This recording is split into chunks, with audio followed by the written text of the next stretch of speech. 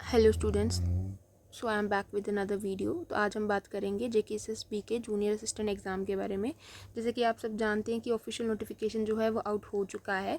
जो आपका exam conduct होने वाला था 22 फरवरी को, वो अब आपका एग्ज़ाम होगा 5 अप्रैल को। सो आपके पास approximately 45 to 50 days in hand हैं। जो बच्चे अभी लैग कर रहे थे अपनी प्रिपरेशन में, उनके पास एक एज हो गया है। आप जो है ये 50 डेज़ यूटिलाइज़ करके अच्छे से अपना स्कोर जो है वो बढ़ा सकते हैं। आप अपनी प्रैक्टिस जो है वो और बेटर कर सकते हैं। जहाँ भी आप लैग कर रहे हैं, चाहे वो GS का कंपोनेंट हो, चाहे वो कंप्यूटर हो, चाहे मैथ हो, आपके पास अब एक टाइम फ्रेम आ गया हाथ में कि आप उसको बेटर कर सके, अपनी तैयारी को और बेटर तरीके से इन्हांस कर सके।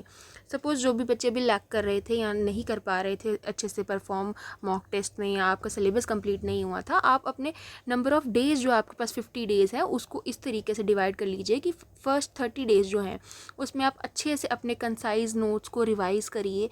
जिनका सिलेबस कवर हो चुका है वो 1 2 3 बार कम से कम अपना सिलेबस जो है वो रिवाइज़ करिए। और जिन बच्चों ने अभी कोई ना कोई कंपोनेंट छोड़ दिया था, वो ऐसा करें कि अपने उस कंपोनेंट पे फोकस करें। जैसे अगर आपने मैथ छोड़ा तो आप क्या करें, अगले 10 दिन अच्छे से मैथ्स को कंप्लीट करें, उसके साथ उसका मॉक लगाएं, उसके क्वेश्चंस लगाएं, ताकि कोई भी कंपोनेंट आपका छूटे नहीं। क्योंकि कोई भी कंपोनेंट अगर आप छोड़ के जाते हैं तो फाइनल एग्जाम में आपके लिए एक प्रॉब्लमेटिक सिचुएशन कॉज हो जाती है। वहाँ पे जब भी आप कोई कंपोनेंट छोड़ देते हैं, आपको लगता है कि कहीं ना कहीं हम कर लेंगे, बट एट लास्ट आपका जो मेरिट बनता है उसमें एक बहुत बड़ा डाउनफॉल आ जाता है आपका उसकी वजह से।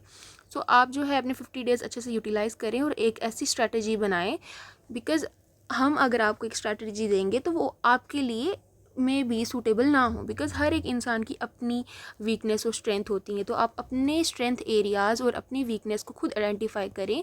और जो बच्चे तैयारी कर चुके हैं वो रिवीजन पे फोकस करें, और जिन्होंने नहीं किया है वो इस तरीके से टाइम को डिवाइड करें कि आपका जो सिलेबस है वो सारा कवर भी हो जाए, और साथ में कम से कम 2 बार या 3 बार आपकी रिवीजन जो है इन दिनों में हो जाए। और मॉक जो है, मॉक बहुत मस्ट है। अगर आप मॉक लगाए बिना एग्ज़ाम देने जा रहे हैं तो आप मानिए कि कहीं ना कहीं आप गलतियां करेंगे ही करेंगे। बिकॉज़ डिजिटली जब हम क्वेश्चन सॉल्व करते हैं, ऑनलाइन प्लेटफॉर्म्स पे जब हम क्वेश्चन सॉल्व करते हैं, और जब हम ऑफलाइन जाके क्वेश्चन सॉल्व करते हैं, उसमें बहुत ही ज़्यादा डिफरेंस आ जाता है।